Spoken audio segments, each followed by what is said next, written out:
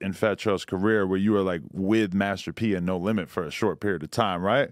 How did that work? Yo, it's crazy because no blogger ever asked me about it, but like You had a little group. What was it called? And Louis V Mob. Yes, and who were there was another guy that I was Alley listening. Boy. Yes, Alley Boy was in it too. There we go. Okay. So let me tell you how this came about. I had just got off my first tour, which was the Smokers Club tour with Juicy J, Pro Ever, Joey Badass, and them Smoke Dizza. Legendary lineup. Yeah, that's fire. Yeah. That tour, amazing, man. Like, I still go watch the clips back on YouTube when I'm at home just drinking by myself. My wife might come downstairs like, you watching this again, boo? Like, yeah, boo, you don't understand. This shit was legendary. But anyway, I had just got off that tour, and I was at my homie Black House. He had a condo in Richmond because he was going to VCU. And my manager called me, he was like, yo, hold on, I got Master P on three-way. So I was like, all right. But I'm like, I look at Black, like we was playing Madden, and I look, he was like, Master P, so we whispering and shit. So he connected the call, he like, yo. I'm like, yeah. And then Master P started talking. I'm like, this really Master P. You know what I'm saying? So, boom, he like, yo, I'm shooting a movie. I think he was trying to buy the rights to film Menace to Society 2. And he was like, I want you to be in it. You know what I'm saying? I was like, all right, bet. So I'm like, I'm young as shit, like, acting? Like, you know what I'm saying? Whatever. Acting wasn't even on my radar. I'm still trying to come up as a rapper, you know what I'm saying? So I'm like, all right, bet. So he like, yeah, man, you know who Alley Boy is? I'm like, yeah, I heard of Alley Boy. He from Atlanta. I don't know him personally, never met him, but yeah, I heard him. He was like, all right, bet. I want you and him to come to California and let's sit down and have some meetings about this movie. I'm like, okay, cool. You know what I'm saying? So we fly to Cali. We get our shit together probably like 2 weeks later. We fly to Cali. And when we land, Master P had a video shoot. He's shooting a video at some mansion and shit. So, okay, cool. We sit down. We start chopping it up about the movie. And he was like, this is what I want to do. This is the role I want you to play. The scripts are nothing is not written up. Of course, you would have to be put in acting school, you know, just to mold yourself kind of. You know, I want you to act like yourself and who you are, but you're playing a role, so it's still some things about the movie industry that you're gonna need to learn. So I'm like, cool. I'm like, shit, this music's in my ears, in the back of my mind. He don't know how happy I am, but I'm playing it cool, humble. Yeah, sure. Yeah, no problem. You know, but in the back of my mind, I'm like, yeah. Menace to Society 2 sounds pretty fucking crazy. Yeah. So I'm like, okay, cool. So he was like, look, I'm gonna need you to move out here. So I'm like, looking at my manager like, what? He was like, yeah, just, you know, like a year or two. I'm like, all right. And, you know, I don't know. I'm young, man. I'm like 22, 23 at the time. I don't know nothing about the cost of living. All that grown-up shit ain't even in my mind. I'm like, all right. So I'm like, whatever. So he was like, look, we're going to be paying, I'm going to give you X amount of dollars a month. I'm like, okay, cool. You know what I'm saying? And but when I moved there, bro, the movie never got brought up. And so, you know, me and Alley Boy, we rap. Master P is a rapper, so the natural place for us to always meet up at is at the studio. Outside of going out to eat and all that shit, we always met up at the studio and we had talked and had conversations. But Alley Boy at the time was signed to Atlantic. I specifically remember us sitting in the house and his videos would come on MTV Jams. Like, Alley Boy was lit at that time. I didn't have a deal. I'm independent. I don't have a deal. You know what I'm saying? So Alley Boy was really cool with the situation, and I always thought, like, I felt like we was recording too much music because I'm like, we here for the movie, bruh. You know what I'm saying? Like, I've been living here for about 7 months. I haven't started an acting class. We no longer spoke about the scripts. The movie never ever came up. And you know, we doing video shoots and photo shoots, and we got shirts pressed up that say Louis V Mob, and he calling us the Louis V Mob. And you know, outside of the money that he was paying me monthly, I was receiving nothing for all the music I'm putting out, you know what I'm saying? And so, me and my homie Black, my brother, man, I told you, like, he shot my first video. He always played like a management / like assistant type role, but he's smart as fuck. You know, he in college, like he graduated, like he's super smart as fuck. He know a lot of shit I don't know. And he always used to sit around outside of us having fun and all that. He used to always sit around and was like, I just feel like something ain't right about this. You know what I'm saying? And I'm a 90s baby. I grew up on Wayne, Gucci, and Ross. Those is the main 3 rappers I listened to over and over and over growing up as a kid. I'm not from the era where I was a fan of Master P.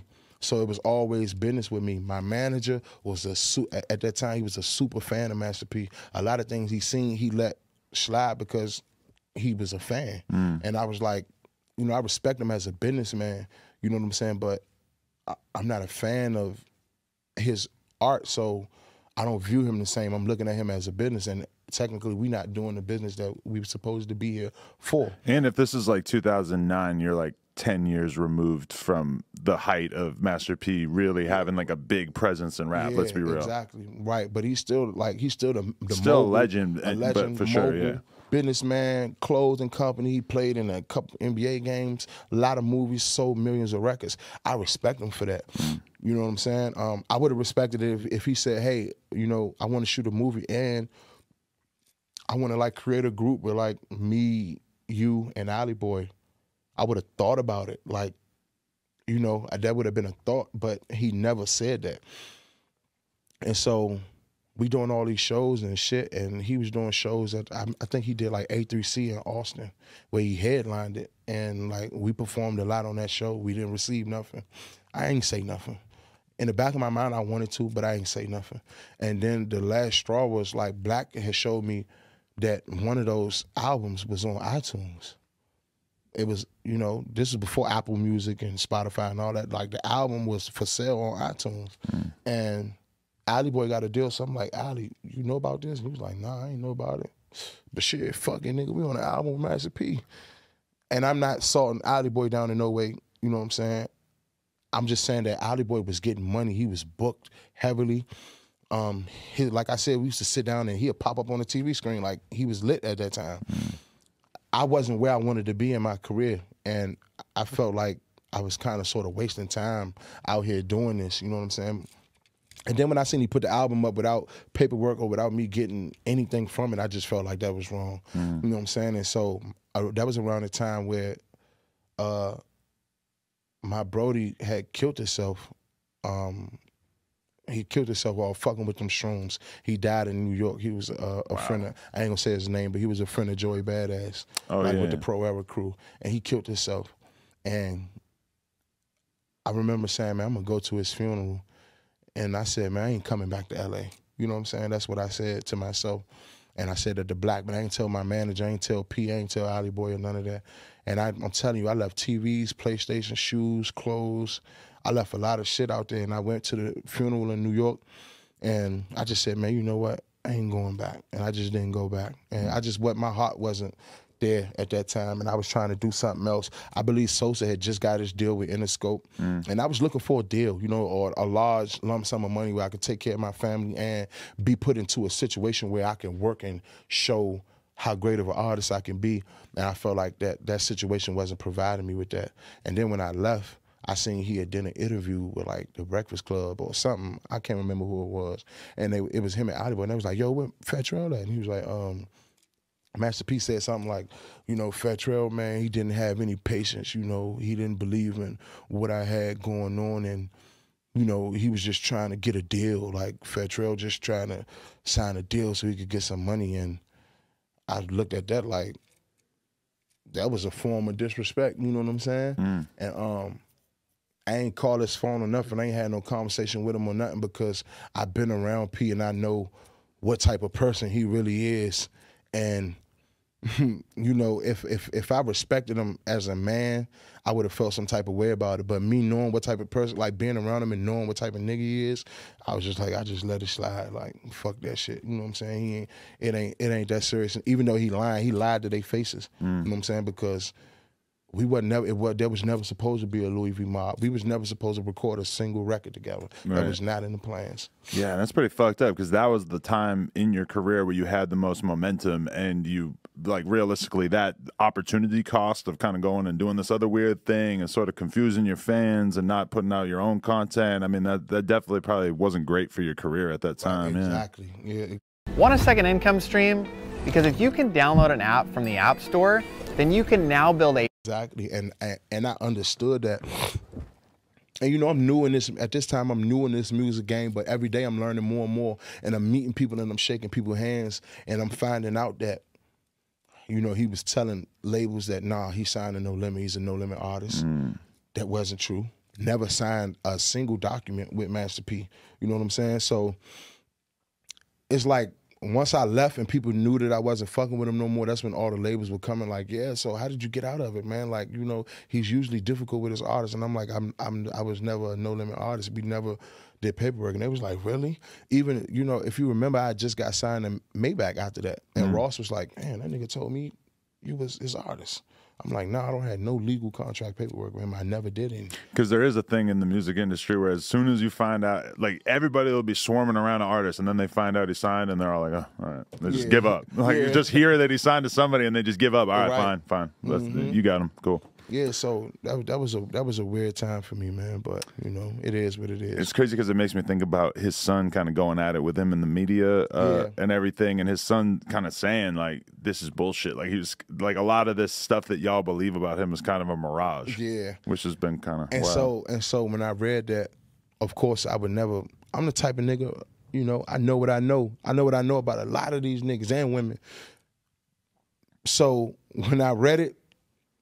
When it came across my screen, I probably was having a drink. I might have been taking a shit, whatever I was doing. When it came across my screen, I stopped and I looked at it. I said, man, trust me, I know. Like, yeah, and that was it. I ain't had nothing to comment on it. I was just like, yeah, I know. Right. You know what I'm saying? But it's going to take for somebody that close to let the world know something like that, because a lot of people look at him a certain type of way, and it's just like, you know. Damn, that's crazy. That's a wild thing to have lived through. Do you look back on it with regret, or is it a learning experience? You know, I don't regret a lot of shit, bro. Like, you know, unless it's real serious. Like, I regret leaving my family and going to prison. I regret not being there for my brother when he was killed, you know, due to the prison system. Those are things I regret. That, I don't really regret it. I met a lot of great people during that time. You know, I was young and living in L.A., I met my son's mom, so I can't regret that. You know what I'm saying? And it was a good living experience. I met a lot. I mean, I learned a lot by being with Ali Boy, and then Ali Boy would take me to Atlanta, and then that's when I met Trouble, and I met all the Bloods in Atlanta. So, you know, it helped me build a relationship with Ali Boy outside of P, and you know, then me and Trouble got close. So, a lot of great things happened during that time. It's just like people don't know that. Whatever the fuck P was on or what he had going on or what he was trying to do, it was just like trying to do it under the table. Like, I'm bringing y'all out here on with the thought that y'all gonna do this, but this is what I'm really trying to do. Yeah. And I was just too young to see it. You know what I'm saying? Yo, we just hit 400,000 subscribers.